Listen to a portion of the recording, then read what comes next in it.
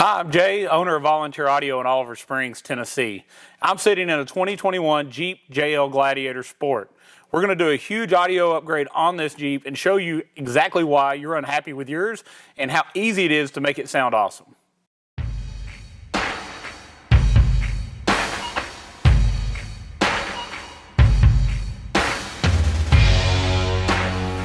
All right, so the next step, we're going to pull our seat out. There are going to be two E12 sized bolts in the back, same thing in the front. Let's go ahead and get the rear ones out.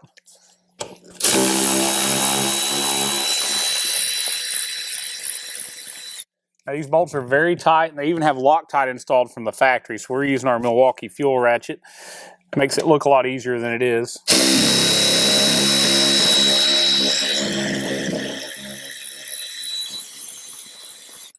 All right, so let's move to the front and get those out. All right, so I'm going to remove the two front bolts.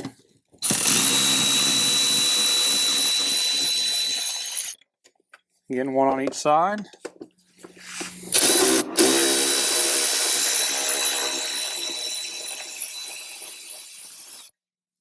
All right, so now our seat's disconnected. All we're going to do at this point is lean it backwards and unplug any of the connectors that are currently plugged into our seat.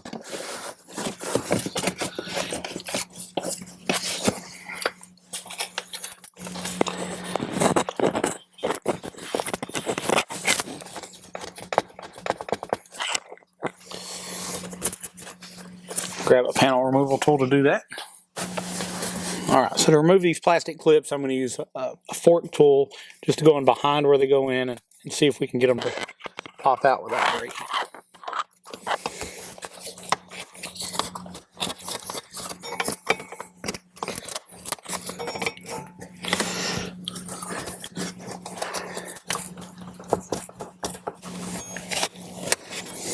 All right, all else fails, you get something that's a little stronger and pry out with it.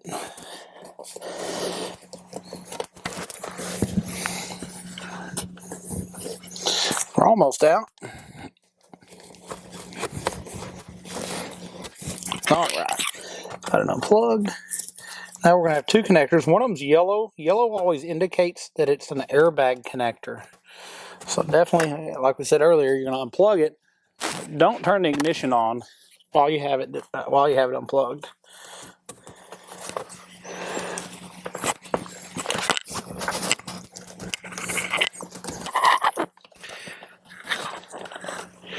Then there's a large black connector you're also going to want to unplug.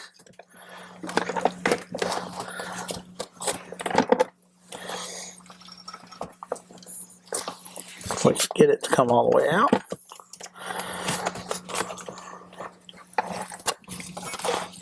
Just kind of get it out here where you can see it.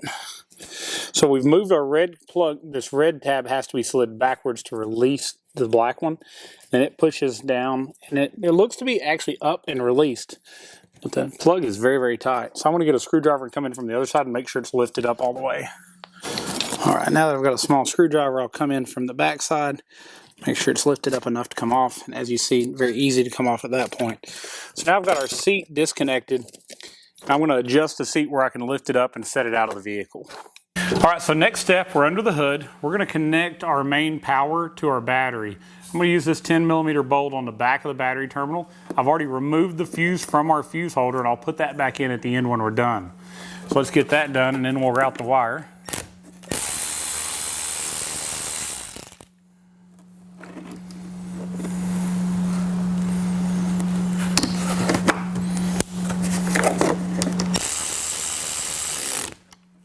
All right, so now that that is tightened, I'm going to route the wire down back at the back corner here by the firewall.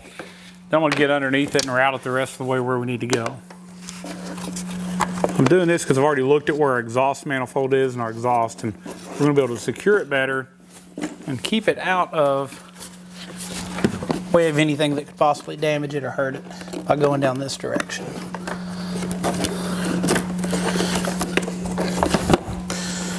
All right, I'm gonna get under and pull it the rest of the way. All right, so my wire has been pulled down. As you see, we're really close to the catalytic converter. I'm gonna be pushing this wire. Hey, also this vehicle is very cold right now. We've let it sit overnight. I would not touch this if the engine had been running. Route the wire with the factory harness you're gonna see here. And it comes with several zip ties already in here for this. We're going to zip tie to the main harness. Afterwards, I'm going to go back up under the hood and also reach over and secure some of that. Let's take a couple zip ties, secure this back. I fed it over the frame because there's a grommet just right back here that we're going to be using to go under the seat. So there is a good factory location to pull our wire in. It's a very well thought out kit to make this as easy as possible. And you're not going to have to drill any holes or anything to get this into the vehicle.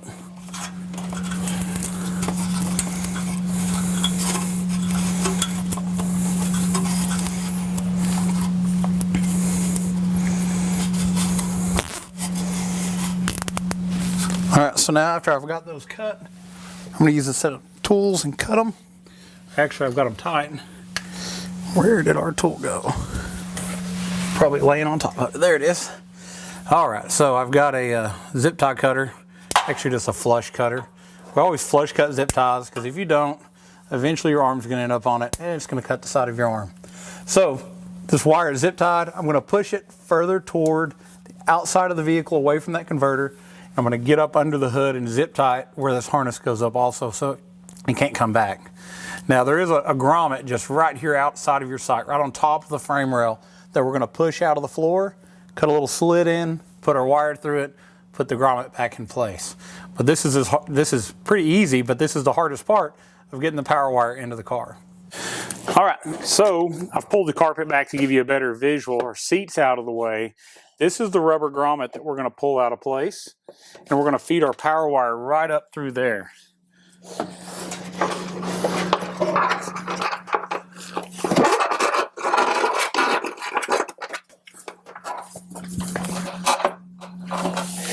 All right, so once you get that pulled in, now this is directly above the frame rail, so it's a little hard to see from underneath. But we're just going to cut a little hole into this factory grommet that we can pull our wire through.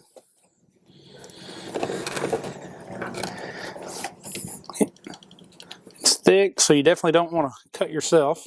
Definitely cut away from yourself.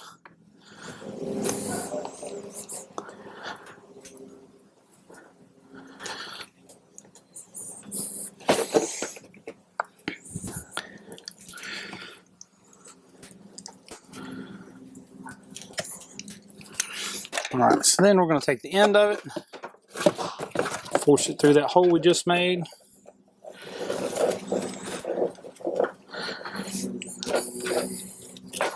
So open that hole up a little larger.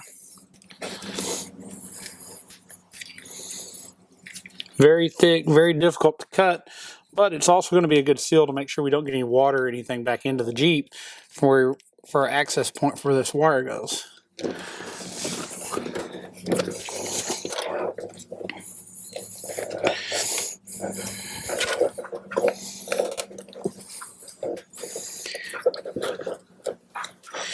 I need to make that just a little bit bigger.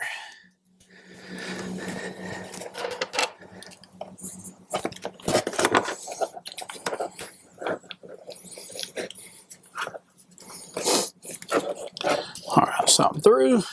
I'm just going to pull that out. They give us plenty of wire for whatever crazy method in which you want to locate this. That will end up bundling up under here and zip tying out of the way. This is the power connection that's going to feed our amplifier setup.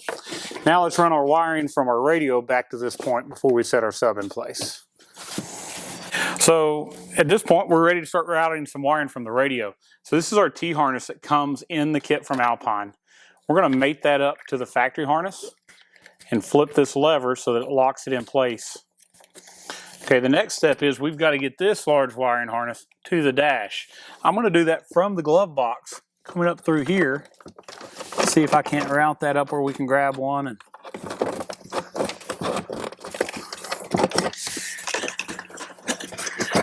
we're pretty close. There we go. So now let's pull this connector on up. All right, we're going to have a few connections on here, and they're all labeled. So you're going to see here that we have front speaker in and rear speaker in. So this is from our amplifier into the seat back out to our speakers. So your ins go to your outs. So you see here it says speaker out and in. They're also male and female, so you can't mess this up. You can't plug it up backwards. So the in here goes to the out. That's our rear version. They're also color-coded to each other too. So our speaker in, so our front speaker out goes to our in, also color-coded. We're going to have what is labeled here as our sub. Plug those in together. We have a few more plugins on here we've got them made up. Speaker out, male and female again, so you can't plug them in the wrong place. Front and rear. And last but not least, our amp turn on remote. It's going to say remote. That is just the signal that turns on the amplifier. So that has to also be plugged in. At that point, we're going to pull some of this back into the dash because there's not a lot of room in one of these behind the radio. So we're going to get those back into the dash. Make sure we leave all of our antennas out here accessible and camera inputs for our later install. All right, so at this point, I'm going to secure it in the dash, down under the carpet in the console, back up here to where our sub's going to go. And we also need to mount our sub knob so we can turn our sub up and down. All right, so next we're going to mount our sub controller. It's going to end up going right here on the side of our center console, but first we're going to route our wiring. So I've just pulled the carpet back and I'm going to fish this under the console to the other side so we can route it back with the wire we just pulled from the radio.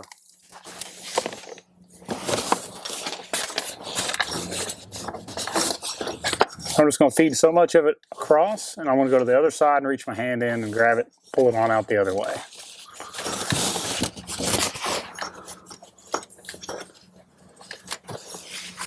So we're just going to pull our carpet back, release this connector, reach up in here and find that cord. There we go. I'll pull all that excess to this side so we can route it at the same time. All right, let's go over and mount that knob. All right, so Alpine's going to send you 2 pieces of Velcro to secure this. There's going to be a larger fuzzy strip that goes on the side of the console, and we're going to clean that area with some rubbing alcohol first, or isopropyl alcohol. It's going to get any Armor All or any treatments you've done to your dash off so that this can stick properly. We're going to do that twice and then let it dry. I'm also going to do the same thing to the back of the controller where we're going to stick the other piece of Velcro. Just wipe the back of that down. Now we're going to wait for them to dry. You don't want to do this while it's still wet. All right, first I'll apply the one to the back of the remote. This is our sub-level controller, so this is going to allow you to have adjustment over that sub volume without having to turn the bass up in the radio. So I'm just going to take my controller, hold it up here where I think I would want it angle-wise. That's going to be about right. I'm going to stick this piece of Velcro right on there in that same angle. Then we can secure our knob there. All right, so all our wiring is hidden, knob is secure. Let's go to the other side and get all this under the seat. All right, so I'm going to take this wire, I'm going to route it down underneath here so I can run it up the side of the console.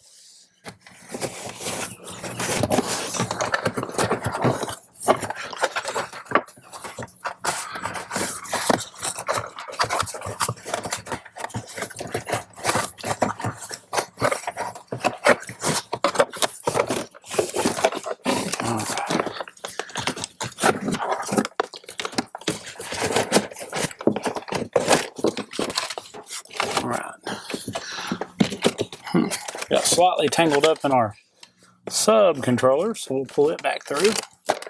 All right, so now at this point, I have our wiring harness and our sub controller both coming out from under the console. I'm going to put a couple zip ties just securing those together.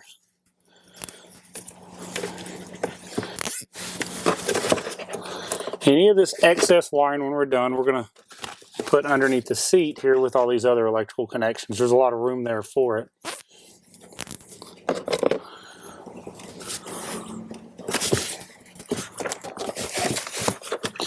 All right, so we have our wiring back here. Now you'll notice there is this yellow connection. That is where our battery lead is going to plug into. So we're going to go ahead and plug those in together. I'm going to take some tape and wrap this up because I don't want it to come unplugged. Also, we're going to connect our ground right here to this factory ground point. So let me get a ratchet and we'll do that. All right, so another 10 millimeter.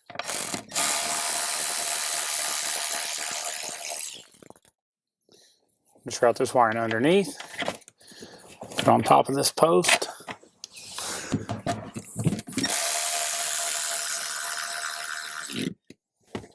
All right, so now we have battery power, we have ground, we have all the signal that we need from our radio. It's all ran back to where we're going to put our sub and our amp. I'm going to take a couple minutes and zip tie this up, tape up some of this to make sure it doesn't come unplugged in the future. Be right back plugging it into the sub. All right, so I've took our excess sub controller wire and I've secured it up here where the factory wiring harnesses are. I've also I've taped up the battery connection and then applied Tessa tape, so I don't have to worry about it coming loose in the future. And the excess I just zip tied up, and we're going to put it down here on the floor underneath this defrost vent that goes to the back. So we still have our factory harness hung out. Remember, we're going to have that later as we put our seat back in place. Now this wiring at this point, I'm just going to run to the side. I'm going to pull our carpet from the back forward, get it where it needs to go.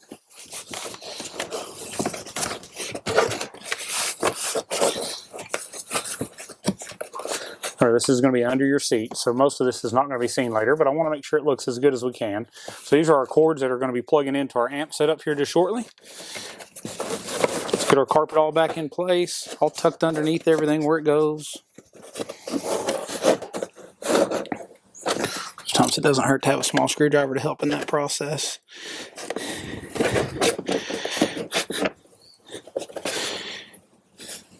It doesn't get much easier than this system. I want to tell you, Alpine has done an excellent job of creating harnesses that are easy to run, directions that are easy to follow.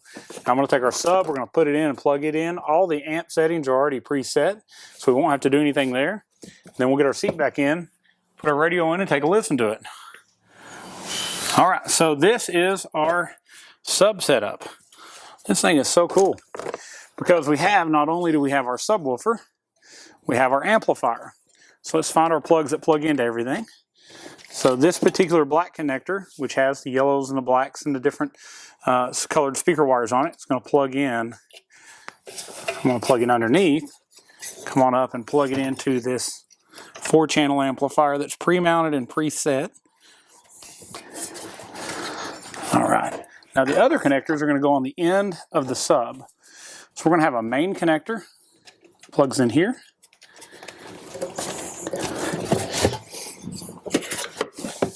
And we have our output connector on the end of our amp. And last but not least, we need to plug in our sub remote level. So as you see there, all of our wiring is now plugged in. That excess wire is all here toward the console.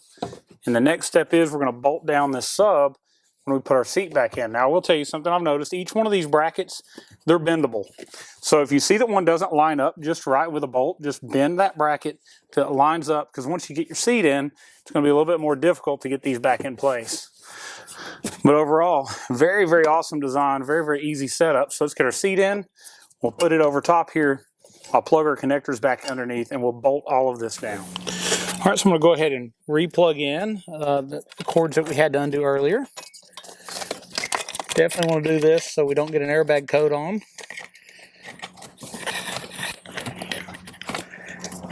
It's normally much easier to plug back in than they are to remove. So we're plugged in on the airbag, we're plugged in on the main one. I'll snap its holder back into the base of the seat.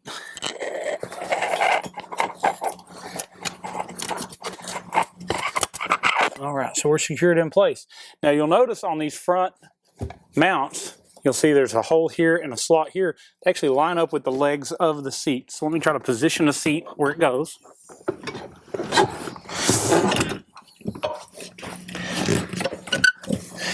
I'm going to try to line up that dowel pin area.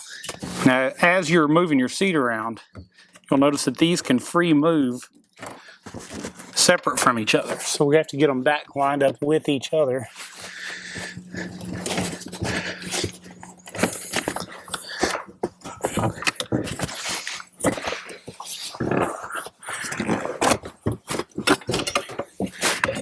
All right, so I've got our front corner one here lined up. We'll get its bolt started. I'm not going to tighten anything down yet. All right, let's get our ratchet. Let's get our bolt through the hole and get it started on the front leg.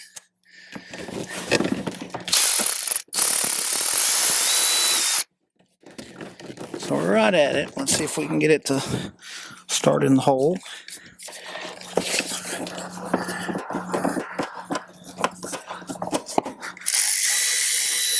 There we are, started on that one. All right, everything's falling into place now.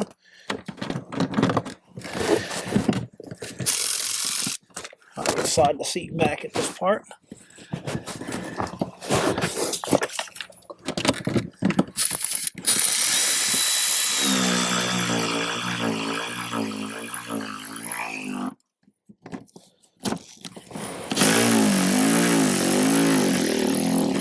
All right, we got that one tight. Let's tighten the other one and we'll go to the back.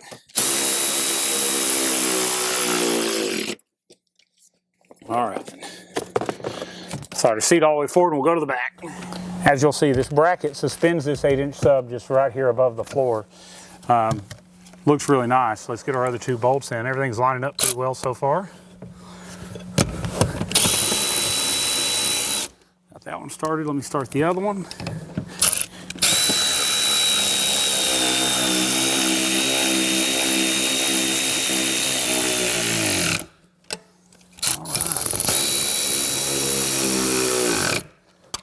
Awesome. So we're mounted, seats back in.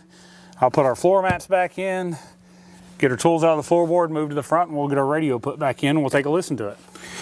All right, so the next step is, here we are, putting our radio back in, kind of doing the final connection. So I'm going to plug our USB in the bottom. I'm going to plug the red connection in the bottom as well. I think that might be our camera. One of them for sure is. I'm going to also take this T-harness, get it plugged back into the radio. So you'll notice this is the exact factory connection. Let's see if we can open it up. It looks like it's already closed. Swing that open. There we go. Drop it in place, and then as we swing that down, it's going to lock it in. AM/FM antenna and satellite radio is now plugged in. So that's all of our connections. There's not a lot of room in this dash, so you kind of have to finagle some of this to make it fit right. As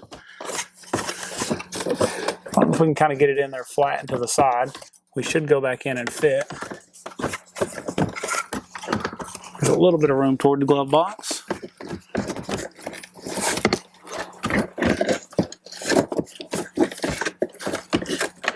This is kind of one of the biggest issues about any radio installing one of these Jeeps, is there's no room in the dash.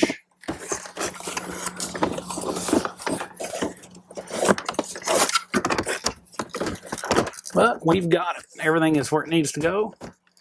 Now I'm just going to put 4 of our screws back in place.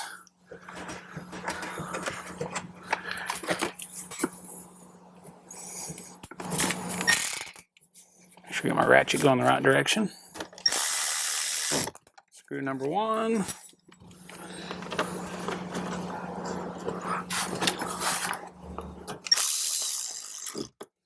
All right, let's get our top ones in.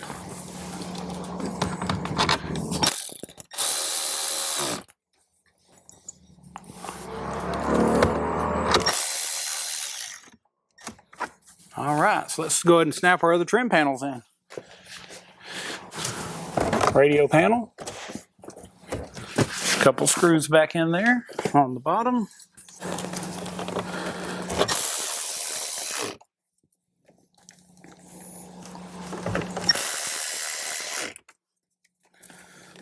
Our HVAC panel. First, I need to re-snap this panel in place.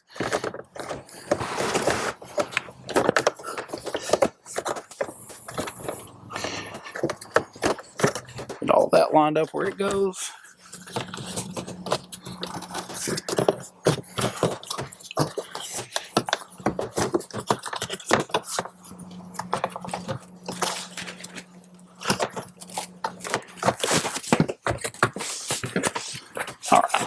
Now that it's in, we'll put its screws in. We're running out of screws, so that's a good sign. Means we're just about finished.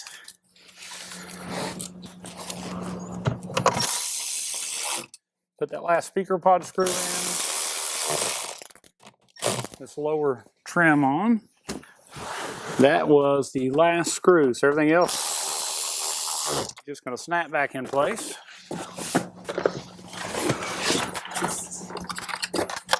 Got one plug in here for the HVAC, one over here for the start-stop switch.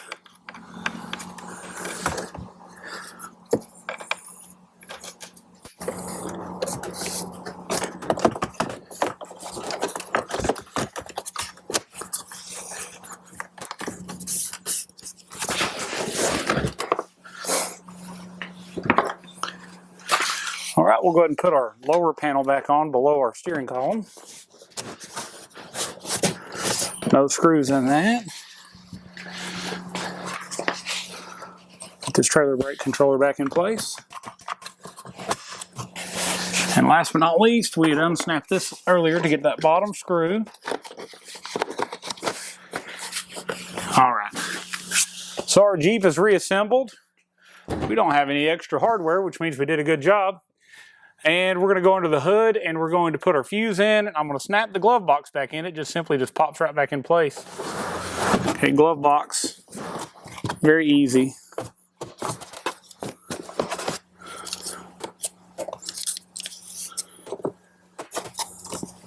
Just reconnect that to the side.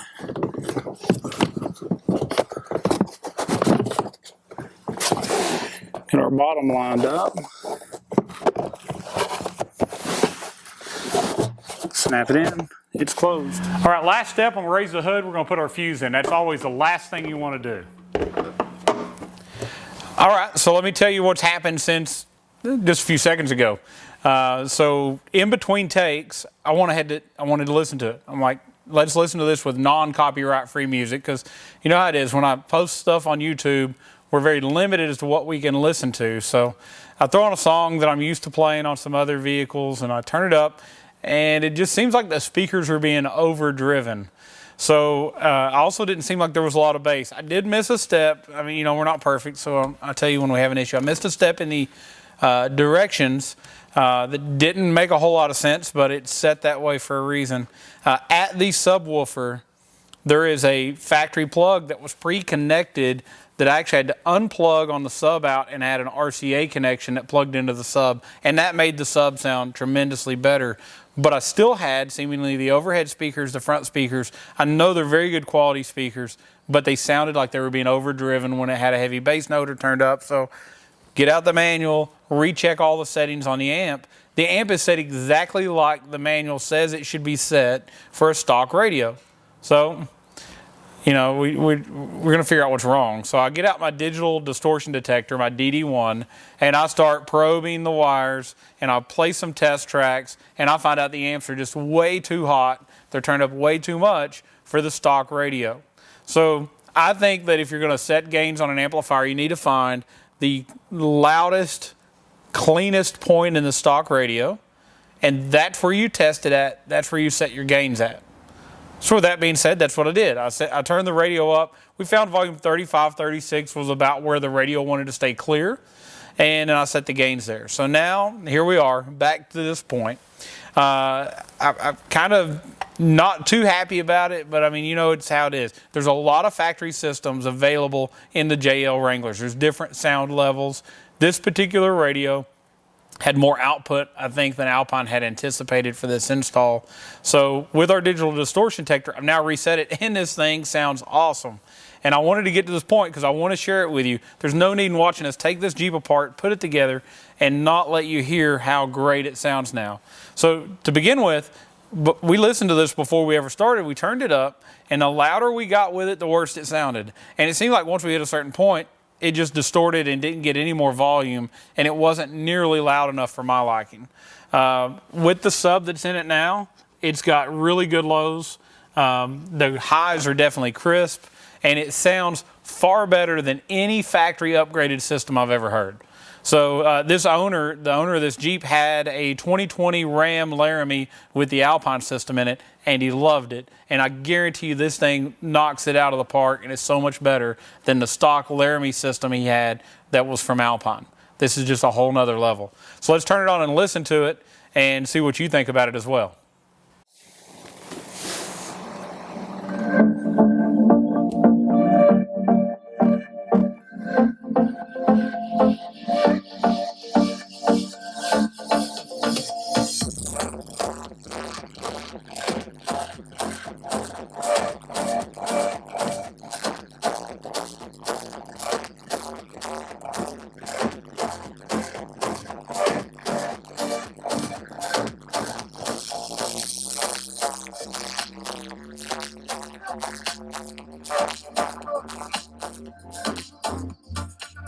I hope you can hear how much bass we have now. It is absolutely phenomenal how much bass those 4 6.5s and this 8-inch sub enclosure has added in this space. But listen here, see, listen how it gets down.